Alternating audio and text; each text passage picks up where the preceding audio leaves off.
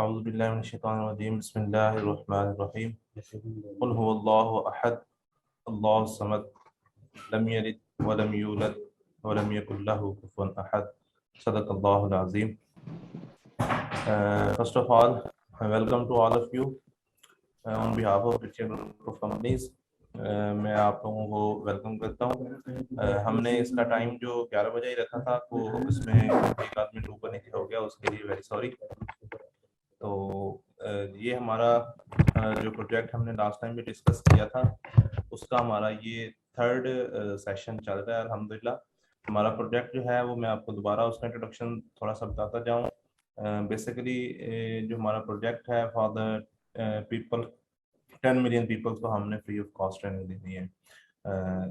इसमें हमारा जो प्रोजेक्ट टाइटल है achieving excellence with standardization for developing countries. Previous हमने जो हैसअप का अपडेटेड वर्जन था और अपडेटेड जो नॉलेज था, उसके पॉइंट ऑफ व्यू से हम लोगों ने आप लोगों से जो है ना वो स्टैंडर्ड और सारा ट्रेनिंग सेशन वो शेयर किया on behalf of GITCHIA Group of companies. Now we are starting our next session based on international standardization and regulatory infrastructure. Once again, मैं आप लोगों का शुक्रिया अदा करता हूँ कि आप लोगों ने टाइम निकाला और इस सेशन को अटेंड किया। माई सेल्फ जुनैर अब्दुल्ला, और मैं बाय प्रोफेशन फूड टेक्नोलॉजिस्ट हूँ और GITCHIA Group of कंपनी में as a technical editor work कर रहा हूँ। Thank you. जो हमारे आज के ट्रेनर हैं, लास्ट टाइम सजाद साहब थे, आज भी हमारे साथ सजाद साहब होंगे। सजाद साहब one of the Pioneer trainer in Pakistan, जिन्होंने इंटरनेशनल 117 के करीब ट्रेनिंग जो की हुई है उन्होंने। और मैं लास्ट टाइम भी मैंने यही कहा था कि we are lucky and we are proudly saying कि हमारे साथ एक ऐसे ट्रेनर हैं या हमारे साथ ऐसे पायनियर पर्सनल हैं जिन्होंने पाकिस्तान के अंदर इतनी ज़्यादा ट्रेनिंग की हुई है। और अगर मैं ऐसे कहूँ कि one of the fine person in Pakistan की जिन्होंने इतनी ट्रेनिंग्स की हैं, और वो भी सारी की सारी इंटरनेशनल बेस्ड ट्रेनिंग है, तो वो गलत नहीं होगा। Thank you once again. No towards our main जो हमारा वर्क है उसके ऊपर चलते हैं। तो मैं सजाद साहब से रिक्वेस्ट करूंगा कि sir it's up to you and now you start. Thank you ji once again. अस्सलाम वालेकुम।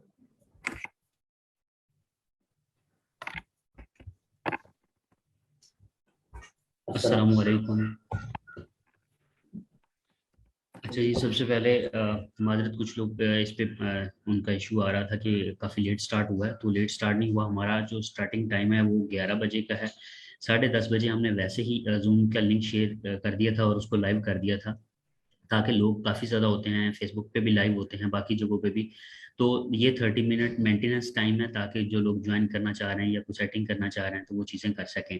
जो हमारी एडवर्टाइजमेंट है, जो बाकी चीज़ें हैं, सारी जगहों पर हमने 11 बजे का टाइम भेजा हुआ है और 11:02 पर हमने स्टार्ट कर दिया। 10:30 बजे जूम के लिंक इसलिए आधा घंटा पहले भेजा है कि हमें अपनी कुछ सेटिंग और अरेंजमेंट्स करना पड़ती हैं, या समटाइम लोग पहले ज्वाइन कर लेते हैं ताकि बाद में इशू ना आए, नहीं तो ये 10-15 मिनट हमारे बाद में ज़ाया होते हैं। तो इसलिए किया था, और उसके लिए माजरत। लेकिन नेक्स्ट टाइम हमारी जितनी भी ट्रेनिंग्स होंगी वो 11 बजे ही होती हैं, लेकिन जूम के ऊपर हम 10:30 बजे लिंक इसलिए भेज देते हैं ताकि किसी भी किस्म का कोई इशू ना आ सके।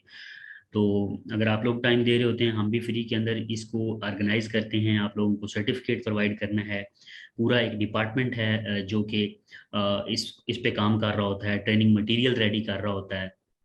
तो और बाद में आप लोगों का सर्टिफिकेट रेडी कर रहा होता है, आपको लिंक शेयर कर रहा होता है, आपको रजिस्टर्ड कर रहा होता है। तो फ्री ऑफ कास्ट हम इतना ज़्यादा अरेंजमेंट्स कर रहे होते हैं। तो अगर आप लोगों को कोई 2-4 मिनट्स ऊपर वेट करना भी पड़े तो प्लीज़ डोंट बी पैनिक, और बिल्कुल रिलैक्स होके, क्योंकि हमारा बहुत ज़्यादा इसके ऊपर एनर्जी और सारी चीज़ें हम अपनी लगा रहे होते हैं। और खैर, आप लोग भी अपना टाइम निकालते हैं, तो उसके लिए आप लोगों का थैंक यू। अच्छा जी, बिस्मिल्लाहिर्रहमानिर्रहीम।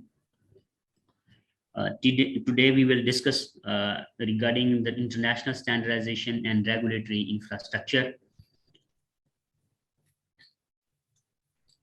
सबसे पहले for generic overview and before generic introduction एक वीडियो है, आप इसको देखें और ये वीडियो मैं प्ले करता हूँ, और उसके बाद हम इसको बेस बनाएंगे और इसको आगे लेके फिर इसको के ऊपर मैं आपको बाकी चीज़ें जो है वो बताऊंगा।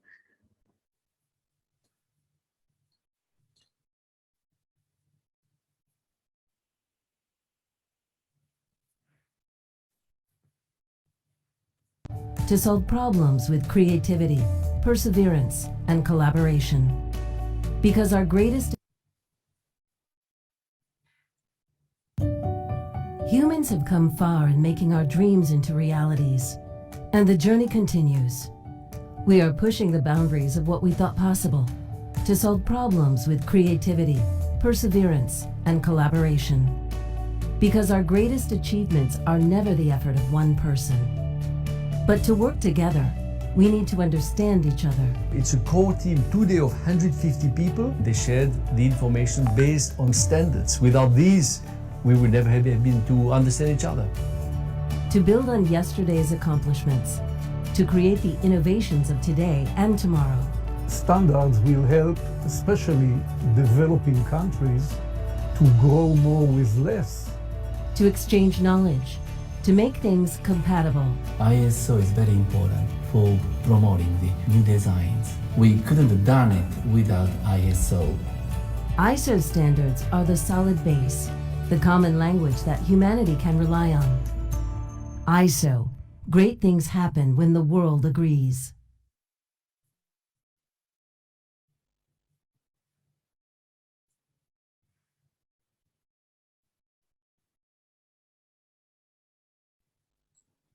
आज का हमारा जो ट्रेनिंग टाइटल है वो है international standardization and regulatory infrastructure.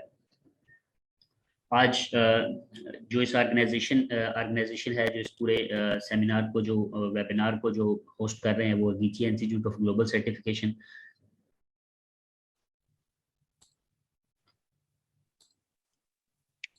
GITCHIA institute का इंट्रोडक्शन करवा दूं मैं।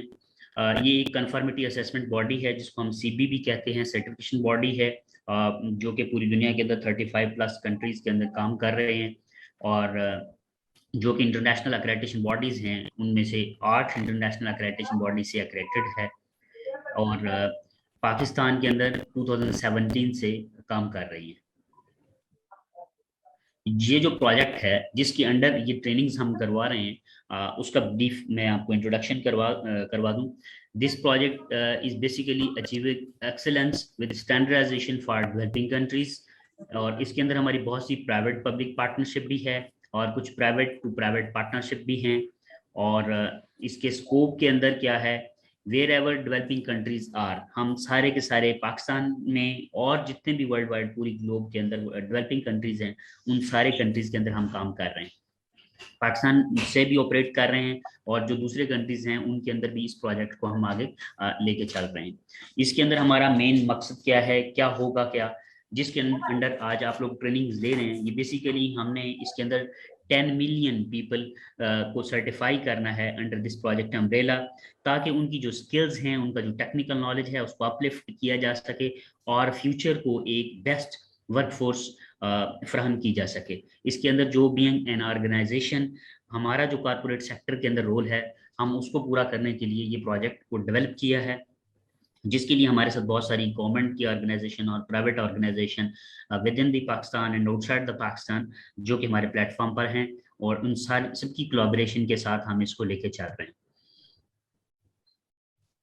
आज का हमारा एजेंडा क्या होगा, हम किस तरह से इसको लेके चलेंगे, क्या हमारी पूरे दिन की प्लानिंग रहेगी, जितनी देर हमारा ये ट्रेनिंग का जो टाइम है उसके अंदर why standardization and recognition, international standardization infrastructure, WTO I mean World Trade Organization and its role for product passport, regulatory and statutory requirements, types of standards, directives and regulations, standard publication bodies, and what is the process for standard publication, and what we call as a legal register, and the membership of the standard making bodies for your professional grooming and your attachment with the corporate standard setting bodies.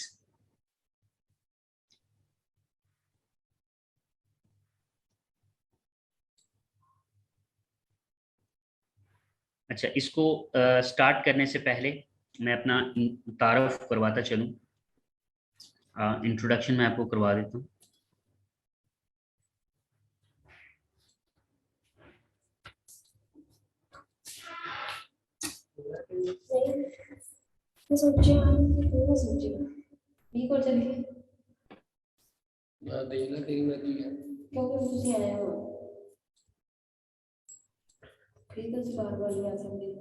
अच्छा, एक please जिन जिन लोगों का mic मैंने यहाँ पे try किया था कि सारे लोगों का माइक म्यूट हो, जिन लोगों का माइक म्यूट नहीं है प्लीज अपने माइक म्यूट कर दीजिए ताकि बाकी लोग और ट्रेनिंग का ओवरऑल जो एक इंड्यूसिव इन्वायरमेंट है वो मुतासर ना हो। Thank you. My name is Muhammad Sajjad, and I have done Diploma of Associate Engineering in Food Processing and Preservation Technology, and then BS honor in Mathematics and Business Science. After that, I have done Graduation Diploma in Quality and Safety Management, major in Food and Bioprocessing Technology. Now, I am the student of the MPhil in Total Quality Management from the Punjab University. I have experience in different food industry as a professional and at corporate attachment with the food processing industry. I have done job in the Dawn Bread in the quality and production department. I was also in the Michi Foods for in the spices production and the quality inspection protocols. And I have enriched experience in ISO certification, accreditation standards. I have got different trainings, and if I just say successfully achieve different training on international standards, like you can say the halal food industry and Sharia rules, ISO 14001 and 2015 lead auditors, 45001 2018 lead auditors, 9001 quality management system auditor lead auditor, and the requirements for bodies providing audit and certification of management system certification 17021 trainings and 17011 trainings. And there are other international trainings. If we, due to the shortage of time, you can just see on the screen that there are different trainings that I have successfully achieved on different international standards and the regulation that are in different continents, in the like in European countries, in African countries, and in our Asian countries, that we do have when we apply for the export of the products and for regulation within the country. I have got trainings in different fields or different area of interest, like in the medical and the food and the chemicals, in pharmaceuticals, and in medical devices. Whatever the field is, I have tried maximum to achieve trainings in the maximum field of interest in the foods and supply chain management system. And I got trainings from the world recognized organization like APAC, Asia Pacific Accreditation Council, PNAC, Pakistan National Accreditation Council, IAS, International Accreditation Services, United States, BSI, British Standard Institute, British Chartered Academy, that located in UK and the United States and Canada. And I also got trainings from the Asian Productivity Organization and National Productivity Organizations. I also got trainings from the GITCHIA, and that is the New Zealand and Australia Accreditation Council, and some other international recognized accreditation bodies, standard setting bodies, and other reliable and credible institutes. Now we will just formally start the trainings that has to be happened today.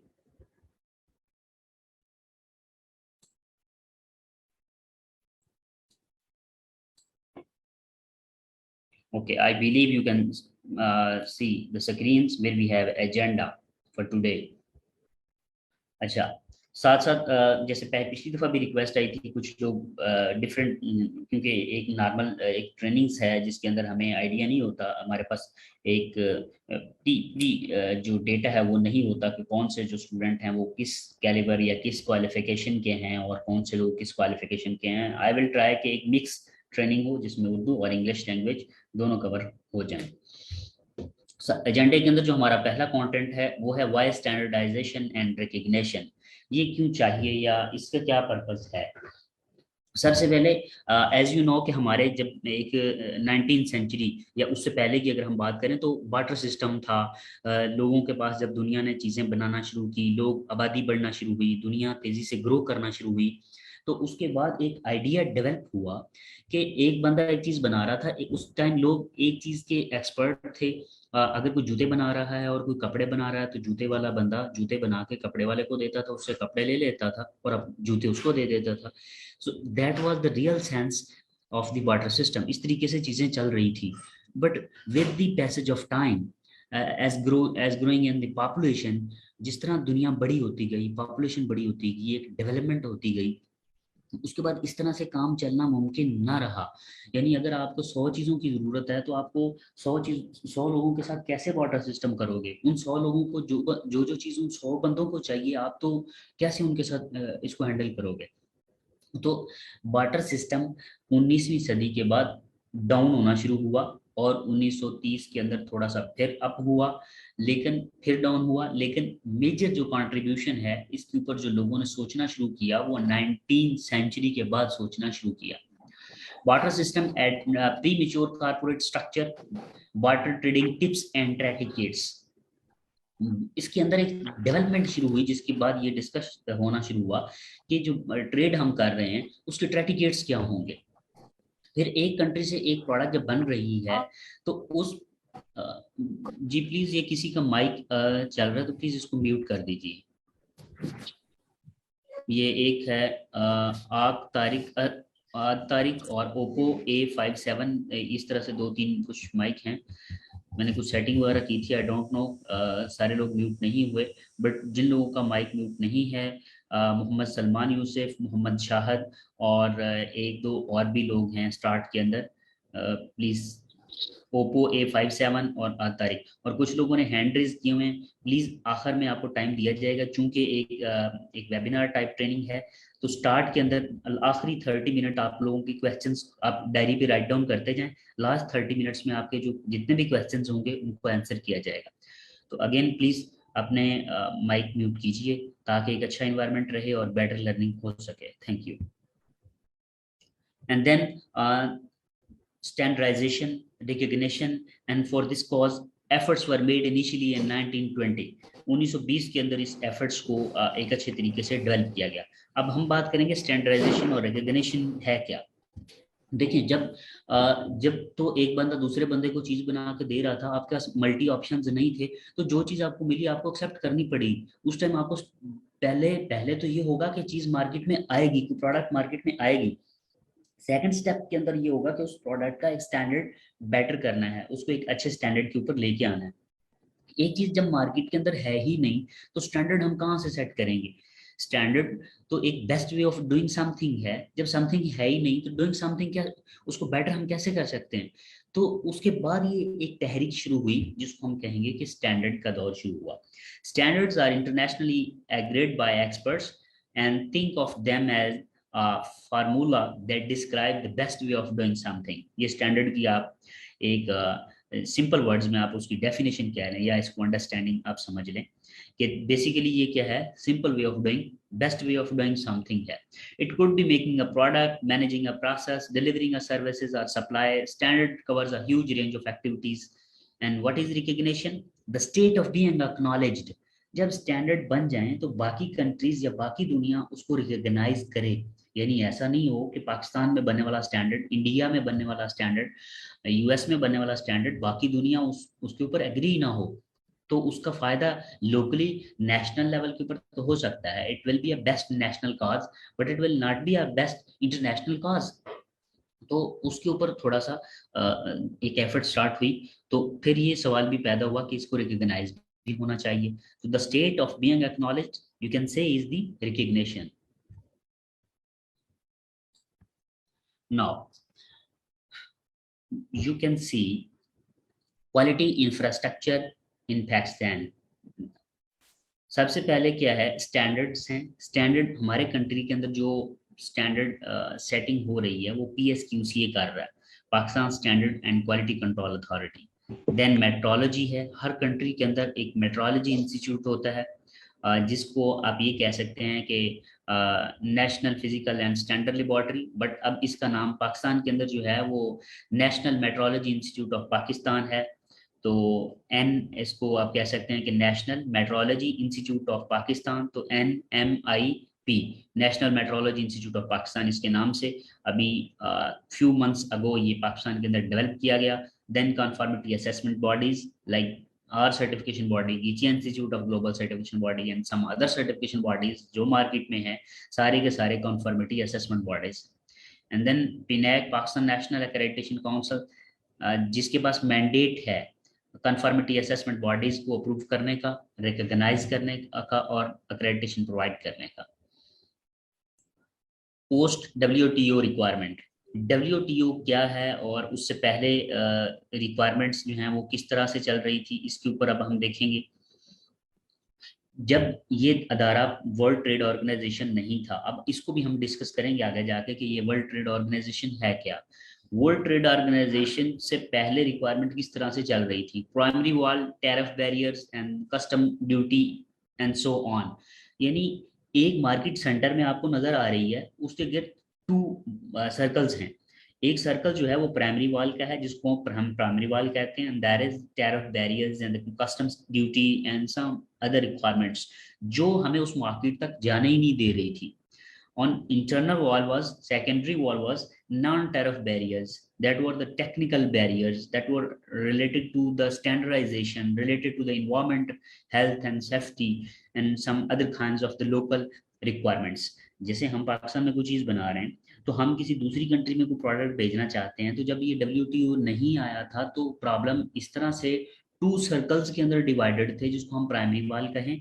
और पहली जो barrier थी वो थी custom duties हैं या और कोई चेक एंड बैलेंस जो कस्टम के होते हैं उनसे रेलिवेंट था। और अगला जो उसका सेकेंडरी वॉल था that was non tariff barrier, technical barrier जिसको कहते हैं। फॉर एग्जांपल वहाँ कोई केमिकल आप भेज रहे हैं तो उन्होंने कहा कि आपकी ऑक्यूपेशनल हेल्थ एंड सेफ्टी का सर्टिफिकेशन है, उसकी रिक्वायरमेंट आपने पूरी की, आप लोगों ने कहा नो, तो वो आगे एंटर नहीं होने दे रहे थे। इन्वायरमेंटल सर्टिफिकेशन है, नो, नहीं एंटर होने देंगे। तो technical barriers means the barriers non tariff and relevant to the standards setting requirements, वो हम इसके अंदर कवर करेंगे। तो ये दोनों बैरियर्स की वजह से इंटरनेशनल ट्रेड मुतासर हो रही थी या आपस के अंदर ऐसे इश्यूज आ रहे थे, एक कंट्री दूसरे कंट्री को स्मूथली प्रोडक्ट्स भेज नहीं पा रहा था और इंटरनेशनल ट्रेड कोई अच्छे फिगर्स के ऊपर नहीं खड़ी हुई थी। देन क्या होता है, WTO आया, वर्ल्ड ट्रेड ऑर्गेनाइजेशन एक अदारा बन गया जिसके अंदर पाकिस्तान, पूरी दुनिया के बहुत सारे ममालिक मेजर कंट्रीब्यूशन के साथ WTO के मेंबर बन गए। अब पूरी दुनिया ने जिस जिस मुल्क ने ट्रेड करनी है that has to be the member of world trade organization and has to follow or obey the instructions, rules and other terms are the guidelines of the world trade organization. World trade organization मुख्तलिफ अदारों के साथ in connection है। ISO, and ISO you know it is the standard setting body, international organization for standardization। और भी कुछ अदारे हैं जो कि स्टैंडर्ड पब्लिश करते हैं, जैसे IEC है, कोडेक्स एलिमेंटेरियस कमीशन है जो कि सिर्फ फूड के पब्लिश कर रहा है, IEC जो कि ओनली इंटरनेशनल इलेक्ट्रोटेक्निकल कमीशन, तो इलेक्ट्रिकल एंड इलेक्ट्रॉनिक्स के स्टैंडर्ड्स पब्लिश करता है। तो ISO की जब हम बात करेंगे तो उसमें स्टैंडर्ड्स पब्लिकेशंस होती है। अब स्टैंडर्ड जो पब्लिकेशन होती है वो पहले आपने लेफ्ट जो चीज आ रही है उसको आपने देखना है। ISO के नीचे स्टैंडर्ड पब्लिश हुए, हमारे लोकल स्टैंडर्ड करेगा PSQC publish, and then technical regulations. ये स्टैंडर्ड जब गवर्नमेंट कानून में लिख देगी कि ये स्टैंडर्ड आपका सर्टिफिकेशन नहीं है तो आप कोई भी काम नहीं कर सकते, ये वाला बिजनेस आप नहीं कर सकते, तो उसका मतलब क्या हुआ कि ये रेगुलेशन बन गई है।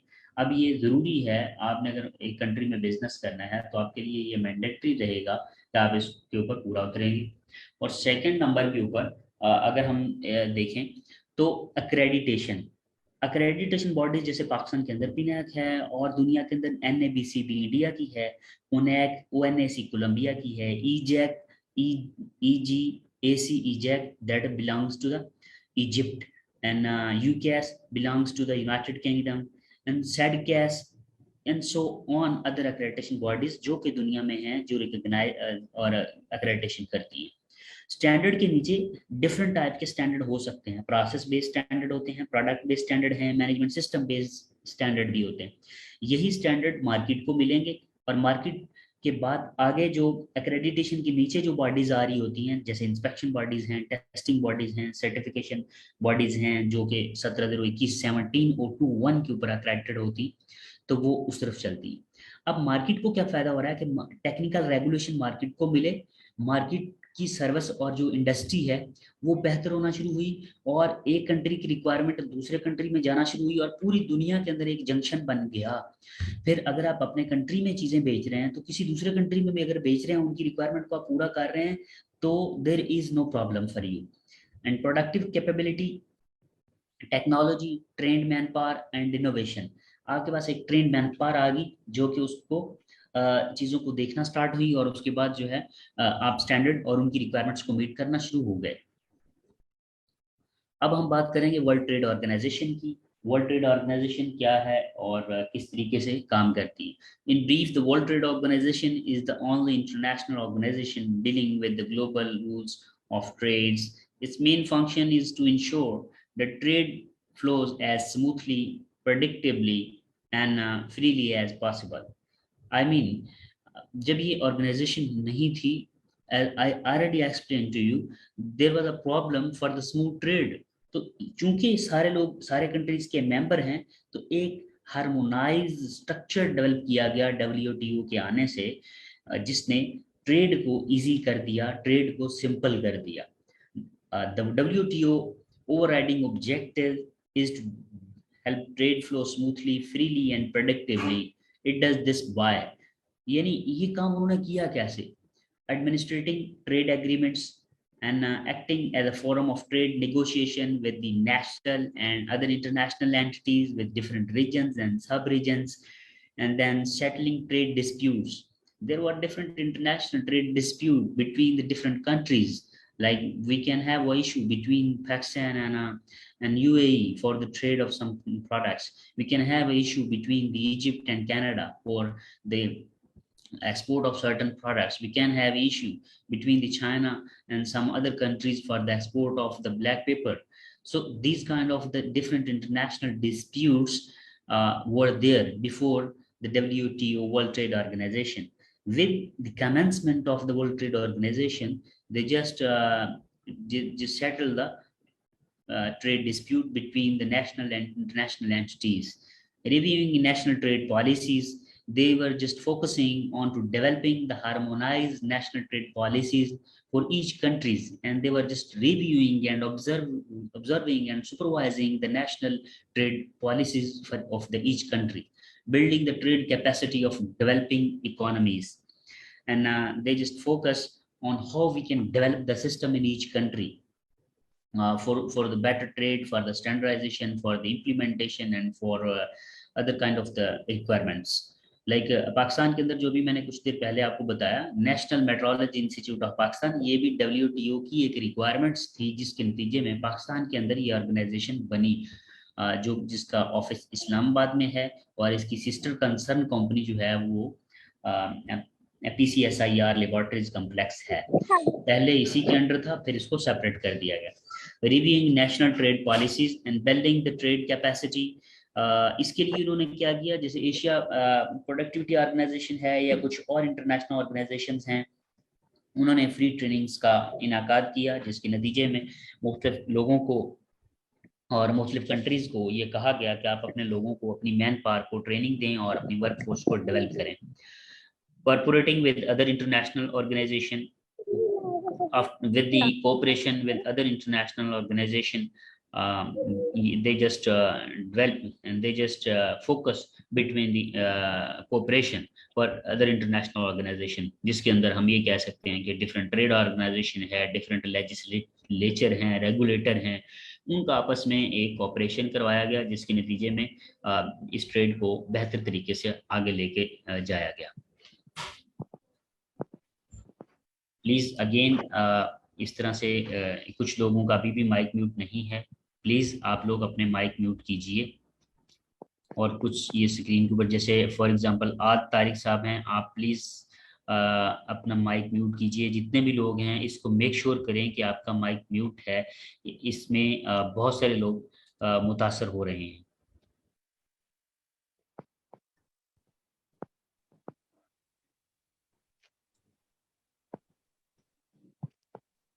अच्छा, अब हम देखेंगे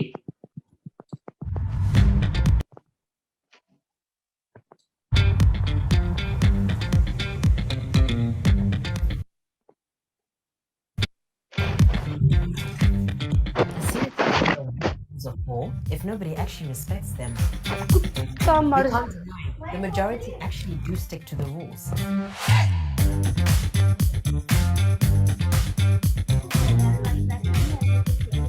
Negotiations are what the WTO is mainly about. What better place than to meet the boss at the negotiating table? Well, great choice of venue, by the way. The World Trade Organization is the place where countries come to talk about trade, negotiate trade, so new rules, new disciplines, and also keep an eye on each other's practices. That's a key point. They hold each other to account. We're not like referees that blow the whistle on a foul or something like that. You see, I sit up there at the presiding table, but it's the governments that run the show. And we, the WTO staff, are here to help them. By cooperating in the WTO, we ensure that economic tensions do not lead up to more serious confrontation. And this is why governments, right after the Second World War, negotiated trade rules, because they knew that economic cooperation is the key to peace and prosperity. Governments are members of the WTO. They own the organization. The WTO has big and small economies all under one roof. Everyone has a voice and a seat at the table. They agree on rules and principles. They figure out their differences and decide on the way forward. These rules create stability. That's what businesses need to thrive. That leads to jobs and growth. Yes, and the global economy is changing by the day, so the WTO has to evolve to help the members meet these challenges. You see, the trading system is like oxygen. While it's there, you don't notice. You take it for granted. But once you take it away, you will notice. That's true.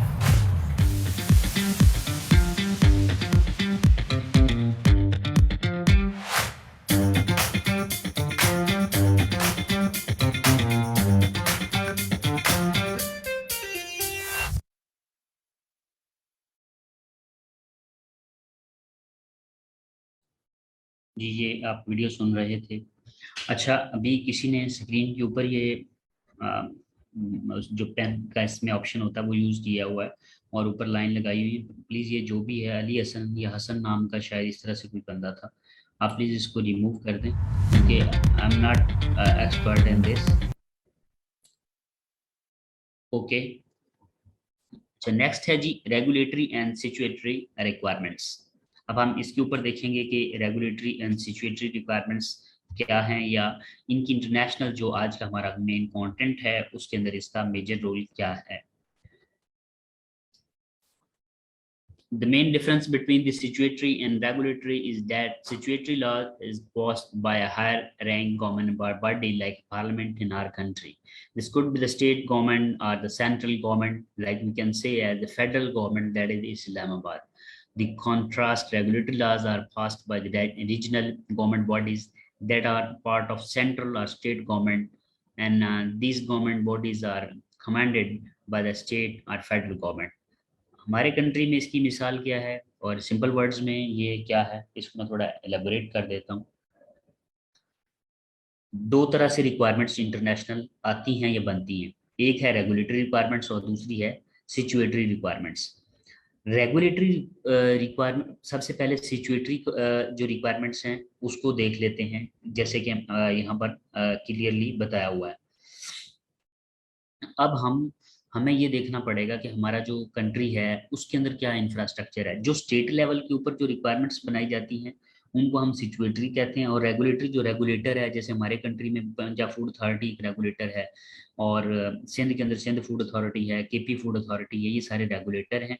और सिचुएटरी क्या है, जो parliament के अंदर एक bill pass किया जाता है उसको हम सिचुएटरी कहते हैं, ठीक है। अब जो स्टेट लेवल के ऊपर था, यानी कोई ऐसा कानून जो पूरे मुल्क में लागू है, ऐसा नहीं है कि वो फलां सूबे में है दूसरे सूबे में नहीं है, ये नहीं होता। जैसे पाकिस्तान हलाल अथॉरिटी है, ये सिचुएटरी रिक्वायरमेंट्स है, और PRA है, ये पंजाब रेवेन्यू अथॉरिटी, ये क्या है, ये रेगुलेटरी है, ये स्टेट लेवल के ऊपर है, जो सिर्फ एक सूबे के अंदर ही इसका लिंक है, पूरे पाकिस्तान के अंदर नहीं। और जितने भी रूल्स हैं, जो हमारे आर्टिकल्स हैं पूरे कंट्री में, जो सारे सूबों पर इक्वली चलते हैं, वो सिचुएटरी रिक्वायरमेंट्स हैं। और जो सिर्फ पंजाब के अंदर होंगे, सिंध के अंदर होंगे, हो सकता है बलूचिस्तान में ना हो, उनको हम क्या कहेंगे, रेगुलेटरी। और इनको ऑपरेट कौन करेगा, रेगुलेटर।